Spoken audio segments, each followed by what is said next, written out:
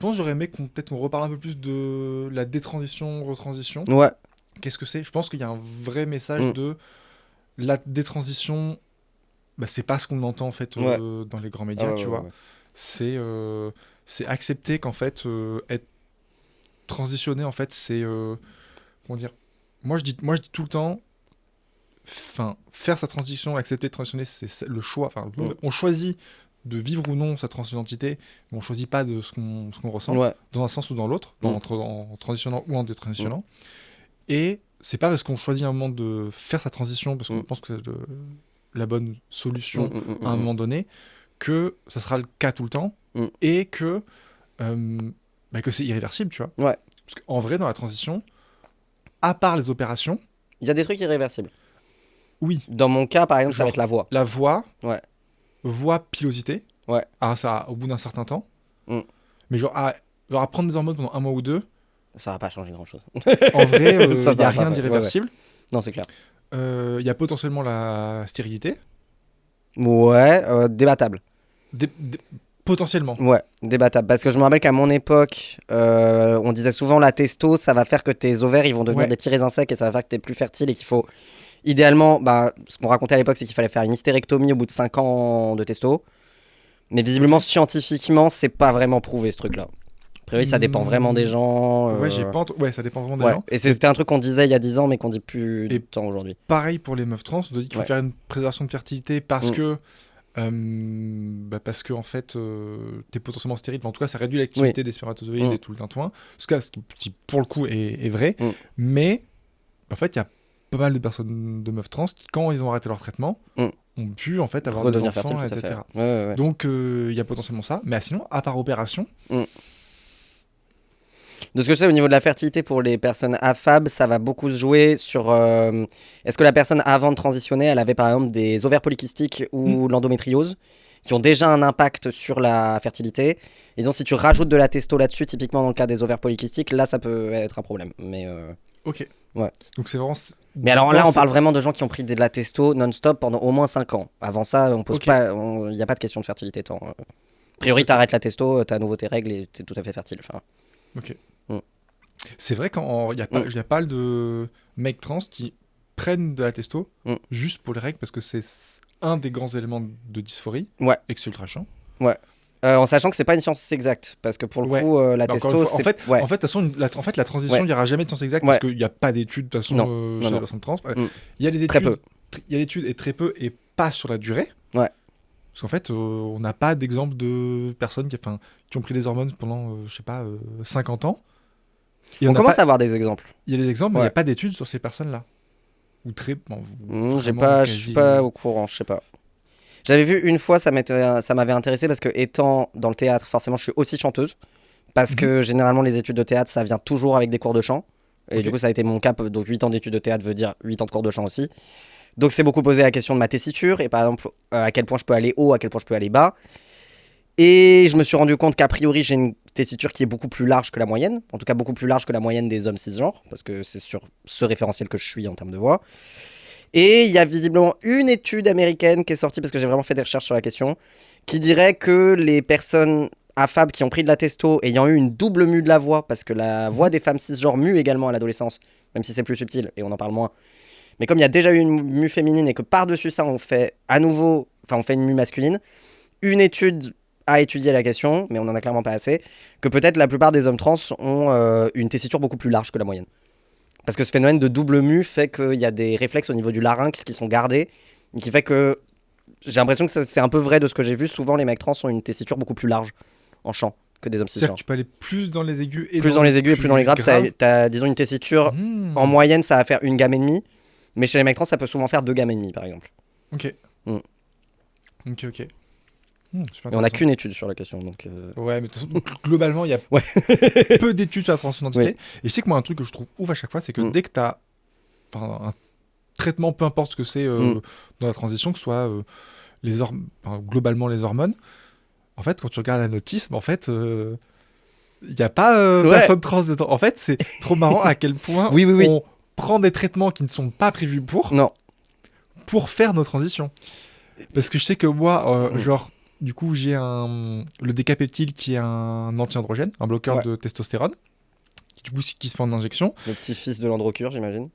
Ouais, c'est une des autres trucs, etc. Mais je sais que l'Androcure a des problèmes. Enfin, bon, à mon époque, c'était l'Androcure, c'était un peu la norme. Ouais, et maintenant c'est devenu le démon, je crois. Genre, c'est le truc qu'on ne prescrit pas parce que ça crée des problèmes de. Ça te rend dépressif. Ouais. On sait que c'est pas une bonne idée. Ce qui arrive aussi sur la décapeptile, en vrai. Pour le coup, ça c'est écrit sur la notice. Attention, risque de dépression, etc. pour les personnes qui le sont déjà. Donc attention. Et en fait, c'est des trucs pour traitement contre, je crois, cancer de la prostate, comme ça. Et donc c'est trop marrant de voir qu'en fait, on se rapproprie les traitements et que même maintenant, quand on parle à des médecins. En fait, on peut pas te dire exactement les effets quand est-ce que tu les auras, comment ça va agir sur toi, les dosages exacts. On a des grandes lignes directrices. En fait, tu dois te démerder à tout moment. Et moi, je l'ai vu quand je suis allé parler du coup au Ferrozols à Montpellier. En fait, à chaque fois, la question c'est qu'est-ce que je dois prendre et comment, qu'est-ce que je dois prendre comme traitement et qu'est-ce que je dois faire. En fait, la réponse c'est en fait, tu vas tester, voir ce qui est bon pour toi et voir comment tu t'adaptes. Et il y a 10 ans, j'avais l'impression, parce qu'avec ma copine, on est allé voir les 2 endocs proches de notre région qui prescrivaient des hormones parce qu'à l'époque, il n'y avait vraiment pas grand monde. C'était avant que le planning familial, par exemple, puisse suivre des transitions. Et où je voulais en venir qu'il y avait un seul parcours, qu'au niveau des hormones, par exemple, il y avait un peu un truc. Et tout le monde se pliait sur le même truc. Donc de ce que je sais pour les meufs, c'était beaucoup androcure, puis œstrodose, temps de pression de gel à partir d'1 an d'androcure.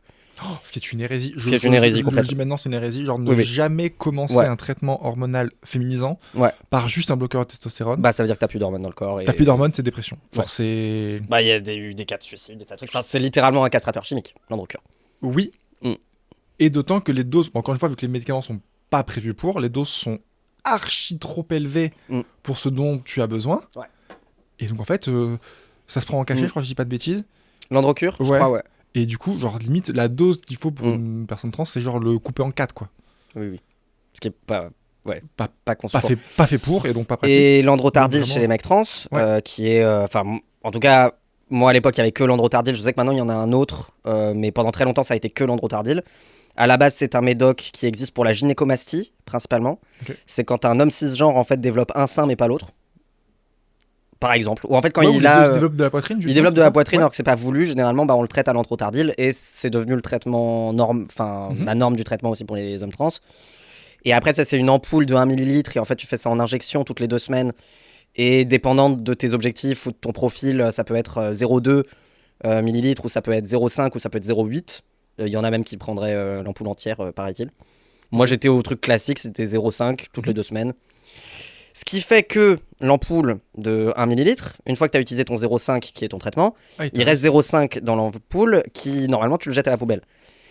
Donc moi, de ce que je sais, en tout cas dans la ville d'où je viens, il y avait une petite tradition que quand toi, tu avais une ordonnance pour de la testo, parce que c'était quand même très difficile à l'époque de choper des ordonnances pour la transidentité, si toi, tu avais une ordonnance et que toi, tu avais ton ampoule, tu te cherchais un frère de testo qui, lui, n'avait pas l'ordonnance et qui, en fait, lui, profitait tout simplement du reste de l'ampoule.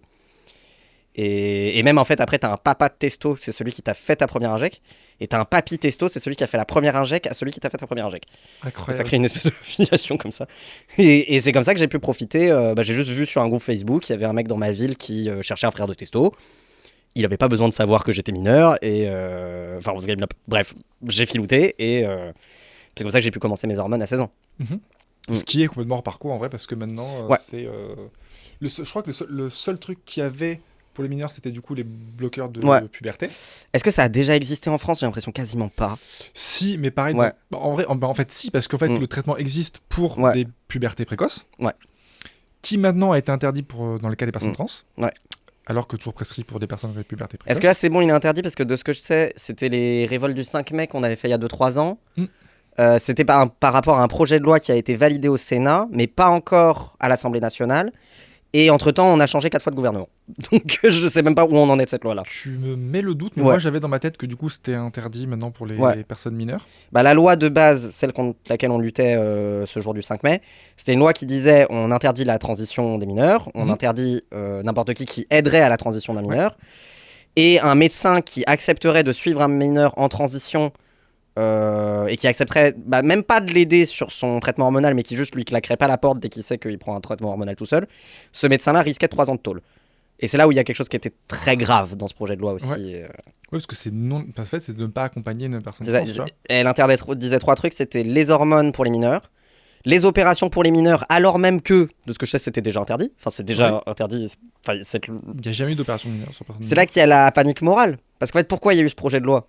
Parce qu'il y a une prof de français un peu paniquée qui est venue voir Marine Le Pen et qui a dit « Oui, mais moi, dans ma classe, il y a Timothée, et maintenant, il dit qu'il veut s'appeler Léa. » Et moi-même, j'ai transitionné au lycée. Donc, je sais la pensée derrière d'un prof à base de...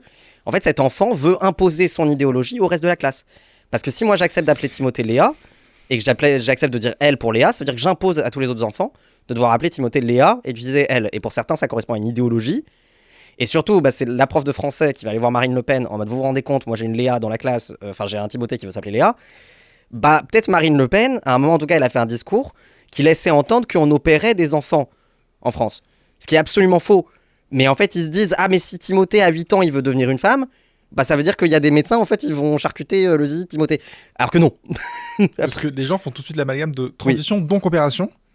A priori, Timothée va garder son zizi jusqu'à au moins ses 18 ans, dans à peu près tous les pays du monde. Oui, très éventuellement à 16 ans avec l'accord des parents et avec beaucoup de suivi médical, quoi. Et puis de toute façon, toutes les personnes trans ne veulent pas faire d'opération. Et en vrai, j'ai plus la stat exacte, donc je ne vais pas me mouiller trop, mais c'est une minorité de personnes trans qui font des opérations. Je crois que ce soit par un souci d'accès aux opérations, déjà aux chirurgiens, à les financements pour le faire, parce que toutes les opérations ne sont pas prises en charge et pas tout à 100% parce que c'est toujours des cas assez précis. Et puis il y en a qui veulent pas, tout simplement en fait, parce que c'est un choc pour le corps, mentalement, etc. L'opération, c'est un changement radical de vie. Je le sais, j'ai fait ma fesse il y a pas longtemps. Voilà. Tout le monde ne veut pas faire ça, tu vois. Donc, même quand j'étais un mec trans, j'avais envie de garder mes seins, perso. J'étais bien avec. Et je sais que même dans le cas de... Je crois que j'en entends plus entendu parler par des mecs trans sur le fait de transitionner, mais sans forcément prendre d'hormones, parce que tu ne veux pas les effets de la T. De la T, ouais. Et que... Voire des fois, tu peux pas. Parce que par exemple, si tu as des problèmes de thyroïde, souvent, tu peux pas prendre d'hormones, par exemple. Donc il y en a tout un tas aussi qui aimeraient bien, mais qui, pour différentes conditions médicales, ne peuvent pas. Exactement. Ok. Ouais. Et c'est bien, c'était une super bonne digression. Mais il me semble qu'il y avait même une stat à l'époque où ils voulaient faire passer cette loi-là. Il y avait une stat que j'avais cherchée sur combien il y a de personnes mineures en France qui sont prises en charge médicalement sur une question de transition. On parle d'environ 450 jeunes. Ce qui est très peu à l'échelle de la société française. De la même manière que quand Trump a fait son grand truc en mode on interdit aux femmes transgenres de faire du sport, si tu regardes un peu dans les détails, donc il fait ça en grande pompe et il y a tout un tas de terfs qui sont en mode oui, trop bien, merci Trump, machin. Il y a combien de femmes transgenres aux États-Unis qui sont à un niveau professionnel de sport ? Donc ça concerne combien de personnes cette loi ? 7. C'est ça, j'avais en tête une dizaine de meufs. Tu te dis, mais putain. Je crois que c'est 7. Donc on fait une loi, machin, on dit ouais, grand problème de société à régler. Elles sont 7. Les personnes trans, a priori, sont moins d'1% de la population. Certaines stats vont dire, allez, 2 ou 3%. Parce que personne dans le placard qui en parle pas. Voilà, ça va pas monter très au-delà de ça. On peut grossir un peu plus, tu vois. Voilà, c'est quand même ça. Et dans des cas précis comme le sport, bon, pareil, moi le sport c'est un truc de ouf parce que je fais beaucoup de sport et du coup, je fais de la compétition et pour moi c'est un vrai sujet. Mais c'est ouf comme, déjà, des personnes trans qui font du sport, déjà tout le monde ne fait pas du sport, tout le monde n'a pas accès au sport, etc. La compétition dans le sport c'est encore un cas particulier. Quand tu fais de la compétition, être à un niveau suffisant pour que la transition soit dans un problème de compétitivité, on est encore plus niche. Putain, mais vraiment, c'est vraiment en fait, c'est vraiment s'approprier des micro-niches de combat pour s'approprier politiquement pour déformer des propos et dans l'ère néofasciste dans laquelle on vit, je crois qu'il y a tout un tas, il y a eu des études là-dessus, il y a des gens de droite, d'extrême droite, qui essaient de droitiser en fait des féministes un peu centristes ou un peu de droite molle, en tout cas qui sont pas à l'extrême droite. Et l'argument des personnes trans permet de radicaliser en fait des femmes cisgenres féministes qui sont un peu à droite et les mettre vers l'extrême droite. C'est à ça que sert politiquement le fait de parler de personnes trans la plupart du temps dans les médias. Souvent c'est ça. C'est vraiment une stratégie de radicaliser des des meufs de droite un peu féministes, quoi. Ouais, parce que c'est trouver un... J'ai le mot anglais, scapegoat, un bouc émissaire. Oui, c'est ça, en fait, un truc, c'est vraiment... mais vous voulez pas que les femmes trans vous volent votre place ou genre se disent que c'est des femmes alors qu'elles ne sont pas vraiment comme vous n'êtes pas des vraies femmes comme vous. On rentre dans un fantasme de un jour je suis une meuf cis, je vais aller faire du sport et un jour va y avoir un homme qui va débarquer dans mon vestiaire qui en fait dit ah oui mais moi je suis une femme donc j'ai le droit d'utiliser ces vestiaires là, sauf qu'en fait il a de la barbe, en fait il va bander pendant que je suis en train de me changer. Et ce fantasme là n'existe pas. Ça c'est vraiment de la panique morale, c'est vraiment un fantasme de droitard. C'est comme... Pardon. Et c'est oublier l'homme trans. Ouais, par exemple. Et c'est surtout... C'est un sujet qui a énormément... bon, aux États-Unis, mais en ce moment en Angleterre. Ouais. Avec... comment ils ont appelé ça ? La Toilet Bills. Genre vraiment, parce qu'ils ont passé une loi sur tous les espaces genrés, donc les vestiaires et les toilettes. Donc on fout à poil des gosses de 13 ans pour vérifier dans quelle toilette ils peuvent aller. Voilà, exactement. En fait, c'est la dérive qui en découle. Mais surtout, il y a cette scène où sur le plateau télé, où tu as du coup un mec qui est donc anti-trans et la meuf qui dit, mais en fait là, vous interdisez du coup à des femmes transgenres d'accéder à des toilettes féminines ou des vestiaires pour femmes. D'accord, donc en fait, vous veut dire qu'on va inspecter le corps de toutes les femmes qui rentrent dedans, donc ça impose encore une fois un regard sur... et un droit de juger de qui est une femme et qui n'est pas une femme. Mais du coup, l'effet inverse, quand t'as un mec trans qui va devoir se retrouver chez les femmes parce que du coup, assigné femme à la naissance, bah, en fait, problème, parce que ça veut dire que n'importe quel homme... En fait, l'effet inverse, le contre-argument, c'est n'importe quel homme pourrait du coup aller dans une vestiaire femme en disant, bah non, je suis un homme trans. C'est là... Ouais. Mais disons là j'ai sorti un fantasme avec cette histoire de la meuf trans avec une barbe qui se pointe dans le vestiaire masculin. Enfin, je sais pas, d'expérience, je vois plus beaucoup de copines trans qui en fait font du sport ou aimeraient avoir accès au sport et qui juste n'osent même pas y aller parce qu'en fait elles ont trop peur de se faire emmerder pour une histoire de vestiaire, parce qu'on a décidé que les douches étaient genrées par exemple. Mais voilà, bah elle a des seins, elle porte un maillot, une pièce, qu'est-ce qu'elle va aller foutre chez les hommes non plus. Et la question au final c'est juste cette question de l'accessibilité au sport. Pour moi ça fragilise notre santé en tant que communauté parce que du coup là on parle de compétition, mais en fait si il me semble donc souvent tu rentres dans un club de sport, de ce que je sais tu dois prendre une licence même si t'es pas à un niveau compétitif. Et les fédérations françaises de sport qui incluent les personnes trans dans leur fédération, de ce que je sais c'est des sports qui se comptent sur la doigt d'une main. Il y a le roller derby, il y a peut-être la voile, il y a peut-être le judo, je suis pas sûr. Mais vraiment, il y a peut-être 5 sports, et pas plus, je pense moins que 5 sports en France, qui acceptent dans la fédération française de leur sport les personnes trans de manière explicite. Sinon, pour tous les autres sports, en théorie, il n'y a rien écrit, donc surtout, ça veut dire, tu fais pas, quoi. Ça veut dire démerdez-vous. Je sais que moi, du coup, sur mes licences, du coup, je suis encore catégorie homme, et je fais tous mes tournois, tous mes trucs. Déjà je fais du padel. Du paddle, yeah. Pas le truc sur l'eau. Ouais, ok. le truc qui ressemble au tennis. Donc, pas du paddle, mais du paddle. Ouais, paddle. Ok. Espagnol, donc c'est un truc qui ressemble au tennis, etc. Okay. Et où les compétitions sont donc soit masculines, soit féminines, soit mixtes. Mais en fait, très souvent, on me demande souvent, du coup, est-ce que tu fais des compétitions mixtes ? Je suis en mode, comment je peux pas faire une compétition mixte. Ça va râler en fait, forcément. Ouais. Compétition femme, je me verrais plus faire une compétition femme qu'une compétition mixte, tu vois. Il me semble aussi que dans le fantasme de oui, mais si on inclut les meufs trans dans les sports féminins, en fait, elles vont battre tout le monde. Il me semble que cette polémique-là, elle vient à la base, elle vient d'une nageuse britannique, je crois, qui peut-être est arrivée 4e ou 3e sur une compétition féminine. Je crois que c'est une nageuse américaine, je crois. Je crois que ce débat, il vient beaucoup des perfs de cette meuf-là, qui, genre, dès la compétition suivante, s'est retrouvée 40e. Enfin, on a très, très rarement, en fait, une... Mais encore une fois, c'est un exemple. T'as aussi, en vrai, en ce moment, on a aussi une Julie Tétard, j'ai peur de manger son nom, une basketteuse française. Ouais. Oui, ça se passe exactement ça. Où elle était en Div 4 ou 5, je crois, en basket. Ouais. Elle fait sa transition, elle se retrouve en Div 2. Et elle fait des stats de ouf en Div 2 dans son club. Mais j'ai lu un article qui était ultra intéressant, qui pose aussi de comment est vécu et transmis l'éducation sportive chez les femmes de manière générale, l'accès au sport des femmes de manière générale, en fait, qui est du coup radicalement différent que chez les hommes, tu vois. Tout simplement parce que je pense pas qu'il y ait 5 divisions chez les femmes dans certains sports. Ah oui. Parce que y a moins de, y a moins de sportives.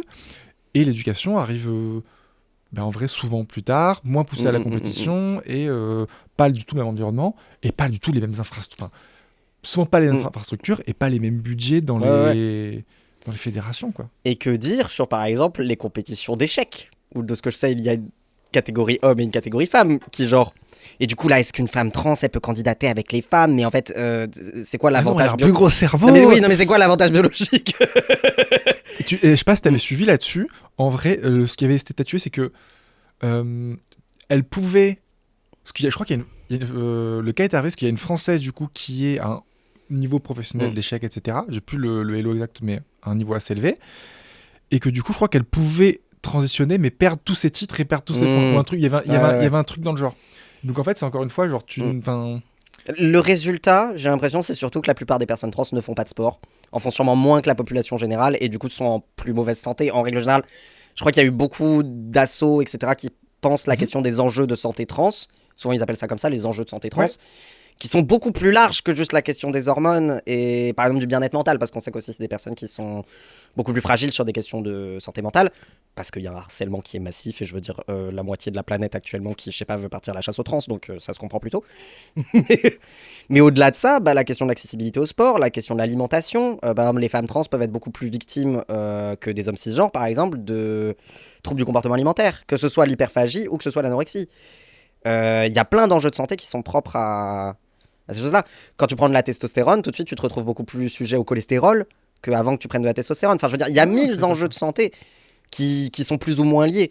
La question de est-ce que tu vas faire tes dépistages, par exemple, d'IST, si en fait tu as peur d'être mal reçu. Parce que moi, ça m'est arrivé, par exemple, de me faire très très mal recevoir dans des trucs comme ça. Où on prend des cas plus extrêmes, mais disons par exemple un mec trans qui se retrouve enceint et qui par exemple essaie soit d'avoir accès à l'avortement, soit par exemple à avoir accès à l'accouchement. Il me semble qu'il y a des histoires d'horreur, mais il y a des mecs trans qui sont morts dans des salles d'attente d'hôpital pendant qu'ils étaient en train d'accoucher parce que personne ne les croyait quand ils disaient qu'ils étaient en train d'accoucher. Et on a perdu, je crois, de la clinique des Lilas. Il y avait une clinique spécialisée sur la question par exemple des grossesses trans et qui a fermé, je crois. Okay. Mais ça pose vraiment la question, les sujets de l'accompagnement des personnes trans de manière générale, tu vois, et même sur le sport, il y a un truc qui me venait, qui est parti, qui reviendra peut-être, qui était que c'est parti, tant pis, tant pis, ça me reviendra peut-être. Oh, j'ai le cerveau qui s'est éteint. J'ai le cerveau qui s'est éteint. Je sais plus du tout ce que tu disais. Tu me disais là, du coup, clinique des Lilas, homme enceint. C'est une des innombrables facettes de la question de la santé trans, quoi. Et qui prend place, disons, sur tout un tas de choses qu'on voit pas complètement. Le manque de vie sociale, parfois. La pression constante d'un milieu du taf, etc., qui est pas... Je sais pas, ma copine, tout le temps, je suis quelqu'un de très stressé. Ma copine me dit, je vais mourir d'un arrêt cardiaque à 40 ans, juste parce que je suis tout le temps stressé de ouf. Tiens, justement, en vrai, ça me fait un peu le lien avec un sujet dont on n'a pas parlé, qui est la Pride. Et la représentation des personnes trans, du coup, c'est en mode pourquoi on continue d'en parler, pourquoi c'est important de donner la visibilité, pourquoi c'est important d'en parler, pourquoi la Pride est toujours importante, même si elle a perdu en vrai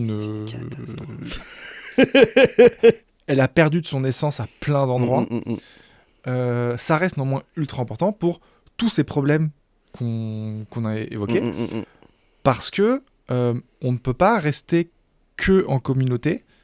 C'est exactement ça le truc qui me venait par rapport au sport. La question que qu'on pose, c'est pourquoi vous faites pas une fédération ou un ligue que de personnes trans ou queer, etc. Alors déjà, trouve-en 10, encore une fois, on est moins de 3% de la population, trouve-en 10 qui sont intéressés par le même sport.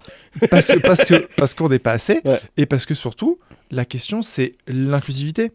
Pas exclure, pas compartimenter chaque... On va pas faire les JO trans quand même.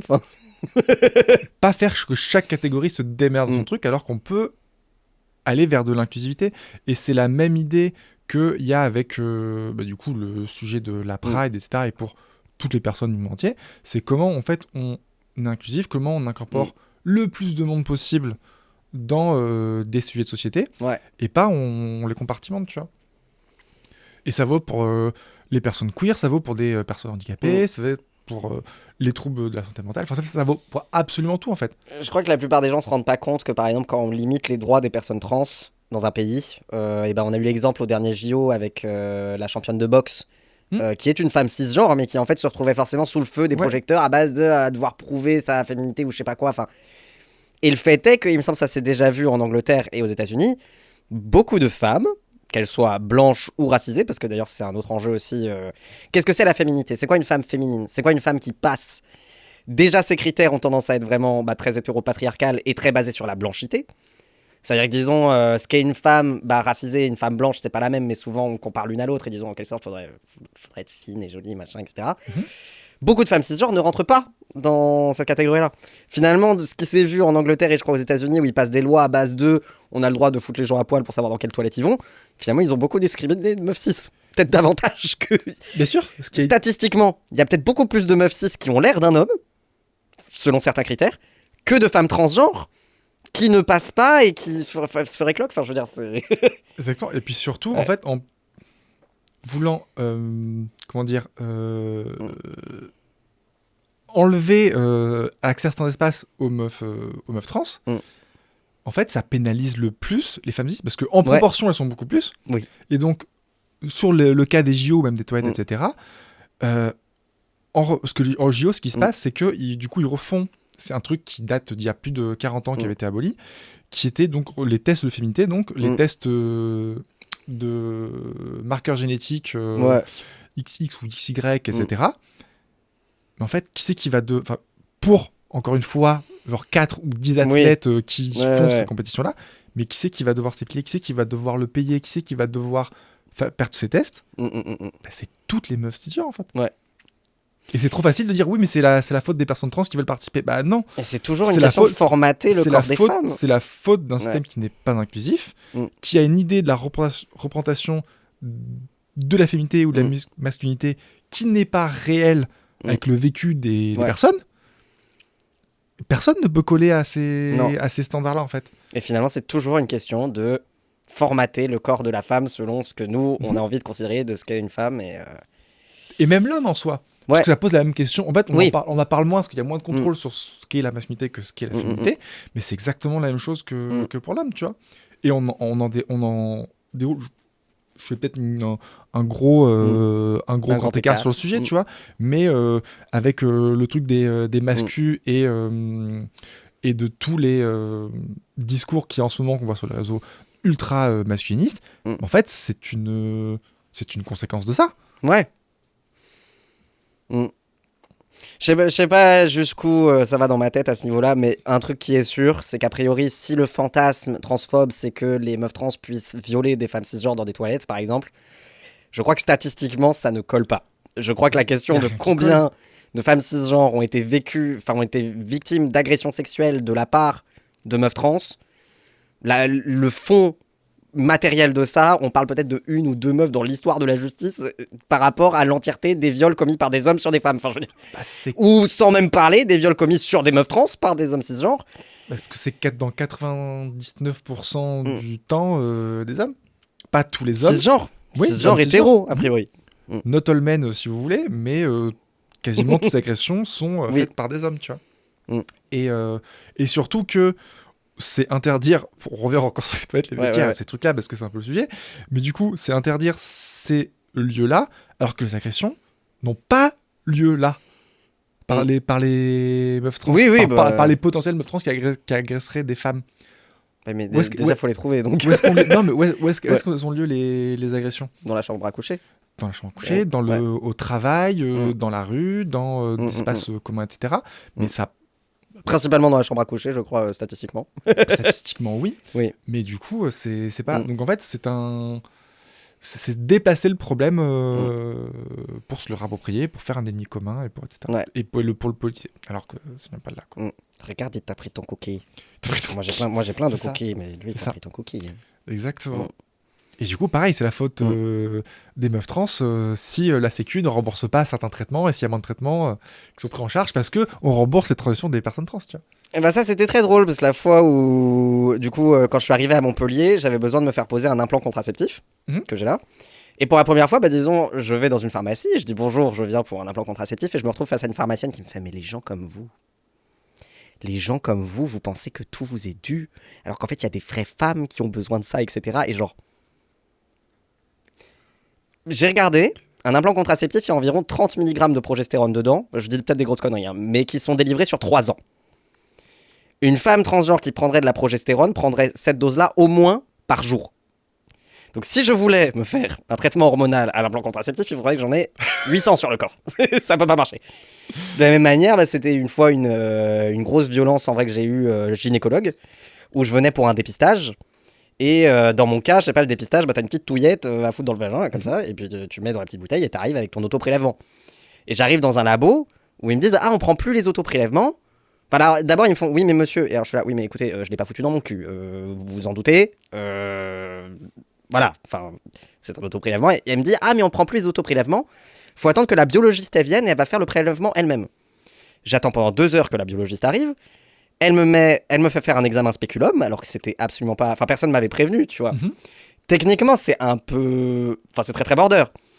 Elle termine l'examen spéculum, donc elle me fait le prélèvement et tout, et elle me dit « Ah, donc vous étiez bien une femme. » Et moi, ce que je comprends plus tard, c'est que c'est tout à fait légal. Aucun laboratoire n'est censé refuser un auto-prélèvement. En fait, ils ont fait tout ça pour vérifier. Mais ça, oui. Et tu sais que ça a un nom, et en ce moment, t'as la sécu de... la CPM de je sais plus quelle ville. Bon, on s'en fout, parce qu'en vrai, ça peut arriver d'à peu près toutes les CPM, qui, en fait, n'ont légalement pas le droit de rembourser, de refuser de rembourser les traitements qui sont pris en charge quand on a la LD. Ouais. Sauf que il y a des stratagèmes qui sont mis en place parce qu'ils peuvent te dire oui, non, mais il manque un papier. Oui, non, mais ça prendra du temps parce que tel ou tel truc. En fait, ils peuvent te le retarder à l'infini. Ils peuvent te refuser ton LD pendant un certain temps. Et en fait, c'est le moyen que certaines CPM de certaines villes ont trouvé pour être transphobe, grosso modo, pour tellement retarder l'accès au remboursement ou l'accès aux soins et l'accès à des traitements que la personne se décourage, tu vois. Et c'est ce qui peut se passer, pareil, pour des changements administratifs, pour des tribunaux, pour le changement de prénom et les changements de mention de genre. Ce sont 2 démarches distinctes. Le changement de prénom, ça se fait en mairie, et le changement de mention de genre, ça se fait en tribunal. Toujours. Et depuis 2018, en théorie, la stérilisation, donc le fait d'avoir plus de gamètes et ne plus être capable de se reproduire, avant était un critère pour pouvoir changer de genre. Depuis 2018, ce n'est plus censé être un critère. Sauf qu'en fait, la plupart des tribunaux peuvent refuser ton changement d'état civil sans donner de raison exacte. Et en vérité, c'est ça le problème. Exactement. Et en fait, ils peuvent tellement te le retarder que les personnes finissent par abandonner, tu vois.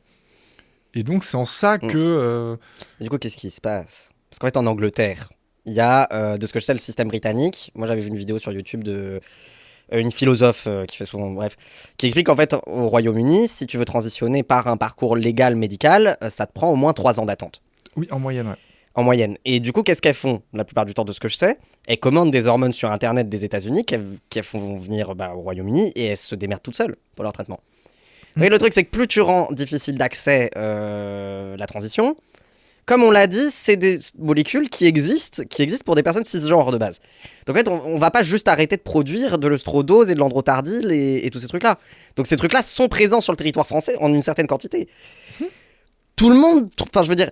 Si, alors moi, 16 ans, j'en ai trouvé sur Facebook. Si aujourd'hui, en Angleterre, elles se démerdent toutes à en commander aux États-Unis parce que c'est trop long les délais d'attente. Et si tu veux empêcher la transition des mineurs ou par exemple retarder des trucs avec la CPM et tout, qu'est-ce qui se passe ? La personne, elle trouve des hormones. Elle se démerde pour en trouver. Par contre, elle sera pas suivie médicalement. Elle aura peut-être plein de problèmes de santé. Elle fera ça un peu comme elle peut avec les ressources qu'elle a. Des fois, les ressources, elles sont elles-mêmes difficiles d'accès, etc. Donc, au final, tu mets juste en danger la santé des gens. Et je crois que c'est conscient. Plus ou moins.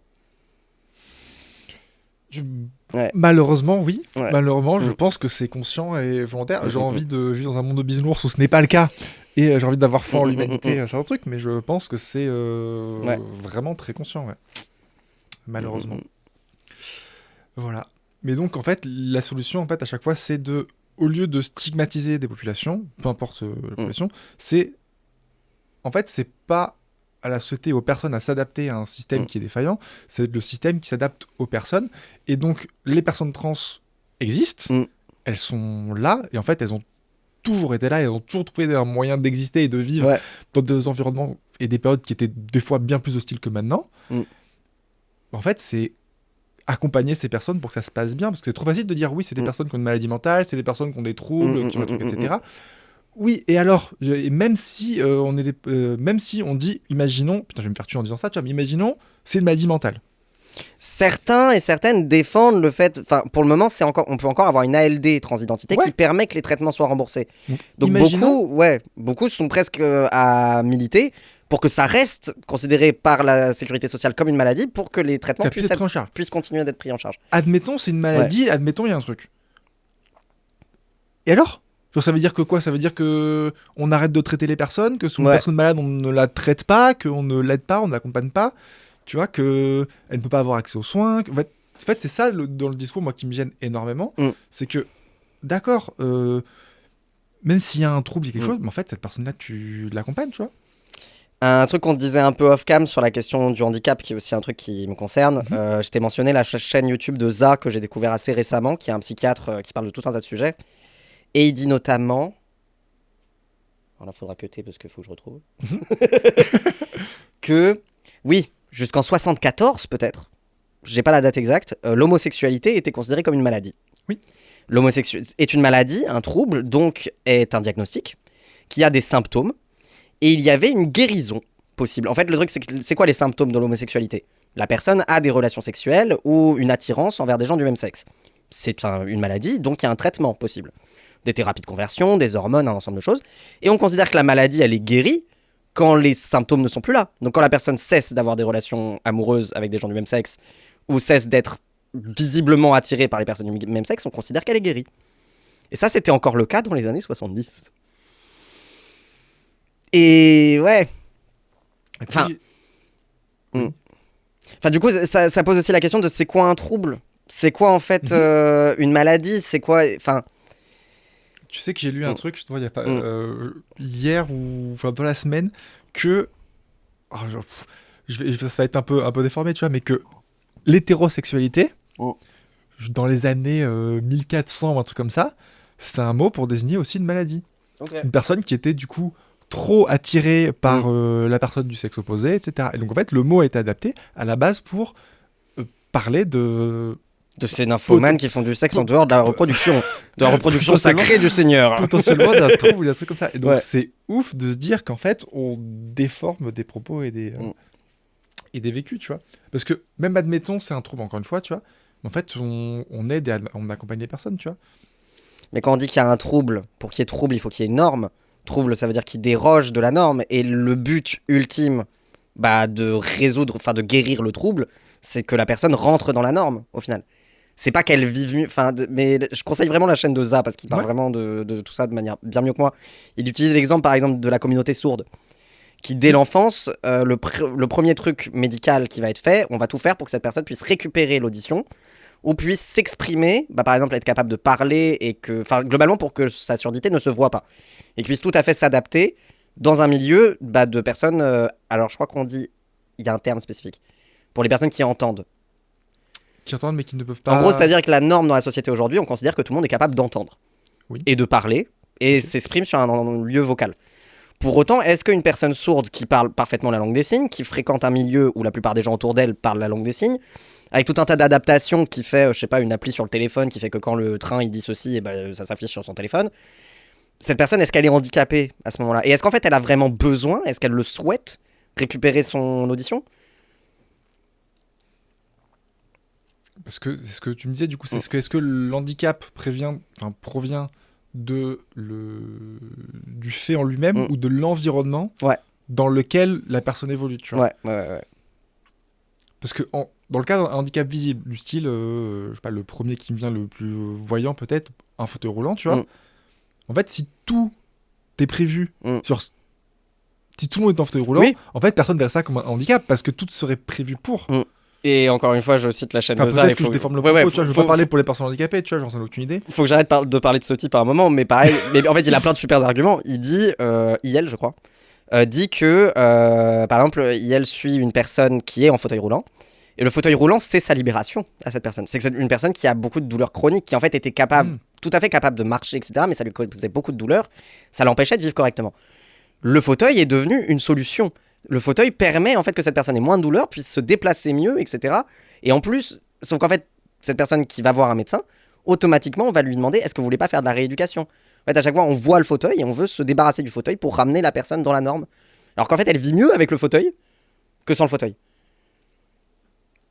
Parce que sans le fauteuil, bah, peut-être qu'après 10 mois de rééducation qu'elle a peut-être pas envie de faire, après ces 10 mois de souffrance, etc., bah, peut-être elle sera capable de marcher un peu. Ou du moins de sortir sans le fauteuil. Peut-être avec beaucoup de douleur, mais on s'en fout parce que bah, elle marche. Et comme ça, on n'a pas à s'emmerder avec le fait que, ah putain, il y a une personne en fauteuil, il faut s'adapter. Mais ça fait, en vrai, ça fait un parallèle vraiment avec la transidentité, etc. C'est qu'en fait, Est-ce qu'on a besoin d'être sauvé? Est-ce qu'on a besoin d'être sauvé? Et même quand tu vis ta transidentité et que, entre guillemets, ton environnement et toi, tu l'acceptes et que tout va bien, en fait, bon, on m'a posé la question, genre, si tu devais choisir de renaître d'être une femme cis, est-ce que tu le ferais? Je suis en mode... Bah, ça fait partie de toi à un moment, donc en fait, c'est un peu... Enfin... C'est ça, tu vois. Ouais. Est-ce que j'aimerais enlever ma transidentité? Pas nécessairement, tu vois. Est-ce que ce parcours, il t'a pas appris des choses qui finalement font partie de la personne que t'es aujourd'hui? Enfin... Bon, après, je ne comprends pas la transidentité, un handicap, ni rien, tu vois, le sujet n'est pas là. Bah, mais c'est moi qui l'ai amené, mais c'est sur cette question de qu'est-ce que c'est le trouble et qu'est-ce que c'est la norme. Oui, et puis quelle est surtout l'adaptation de la société aux personnes et pas des personnes à la société, tu vois. Est-ce que c'est si terrible de devoir demander à quelqu'un, tu préfères il ou elle? Est-ce que c'est si terrible pour beaucoup de gens qu'il y ait quelqu'un qui dise ah, moi en fait je préfère il? Non, parce que tu m'imposes ton point de vue. Est-ce que c'est si atroce, quoi? Enfin, est-ce que la personne a forcément besoin du coup, de faire des opérations, des changements sur ses papiers, etc. Tout ça pour qu'à la fin, on se dise d'accord, là, t'as mérité. Je veux dire il ou elle comme tu veux. Est-ce qu'on a vraiment besoin de tout ça? Et non. Et dans le cas de la retransition me concernant, j'aime beaucoup ma voix. J'ai aucun problème avec ma voix. Tous les jours, on me ramène à ma voix. Tous les jours, je vais dans un magasin, je dis bonjour madame. On me dit bonjour madame. Je dis bonjour, et puis on me dit « Oh, pardon, monsieur », systématiquement. Et les gens, des fois, ils se sentent mal, et carrément, ils veulent m'offrir des sandwichs. C'est arrivé une fois qu'une nana m'offre un sandwich parce qu'elle se sentait trop mal de m'avoir dit « Madame », alors qu'en fait, enfin bon, les gens réagissent bizarrement, mais dans ces moments-là, oui, on me ramène à ma voix. Donc, je suis très consciente. J'ai fait une vidéo TikTok une fois où, justement, où je capitalise sur ce truc-là, je sais très bien. Et les gens vont me dire « Ah non, mais moi, j'en connais plein des meufs qui ont une voix grave. » Non, en fait, non, c'est pas la même voix grave. Est-ce que une meuf qui a beaucoup fumé, qui a 40 ans, est-ce qu'on va lui demander systématiquement si c'est un homme ou une femme? Moi, je sais qu'en chant, 90% des femmes sont soprano. Environ 10, 15 ou 20% des femmes sont alto. En dessous, il y a les voix d'hommes. Et là, t'as les ténors, t'as les basses, les barytons, etc. On va me dire, ouais, moi j'en connais une qui a la voix grave. Oui, c'est une alto. Moi, je suis une basse. C'est pas le même registre du tout. Et la plupart des gens, même inconsciemment, le savent.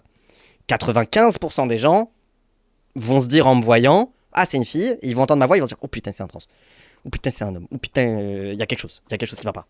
Mais parce que dans la voix il y a pas que la tonalité qui rentre en compte pour qu'elle soit dite masculine ou dite féminine. Je pourrais parler de manière un peu féminine, moi c'est à peu près ça le plus féminin que je peux faire.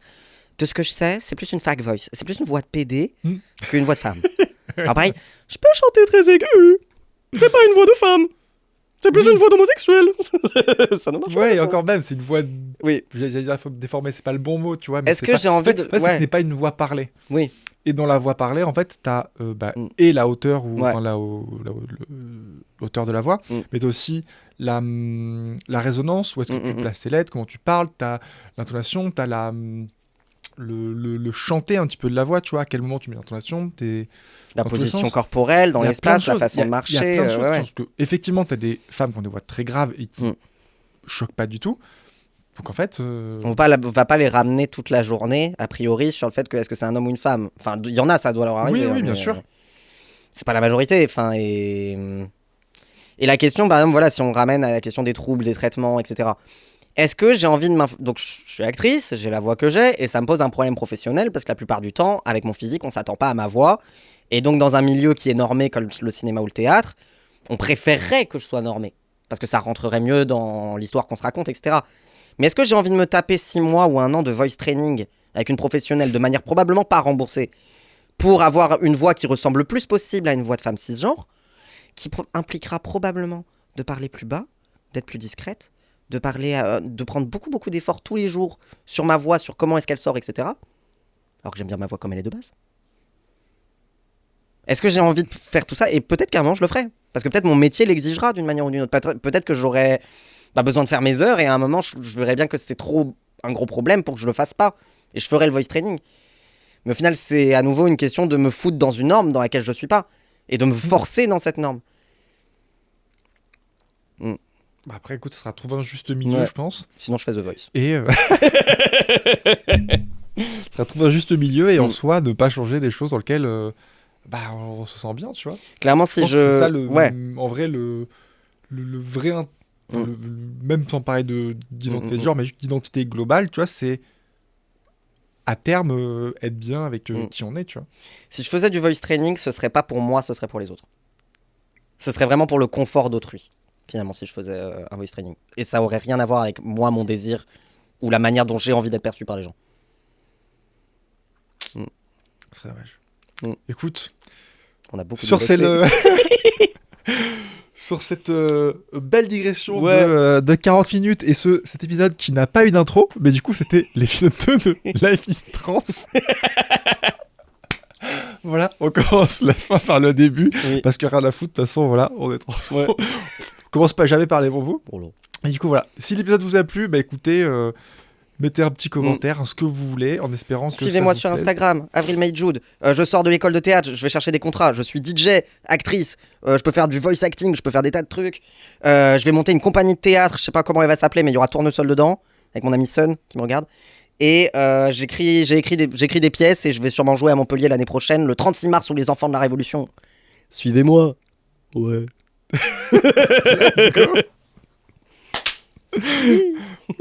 Incroyable.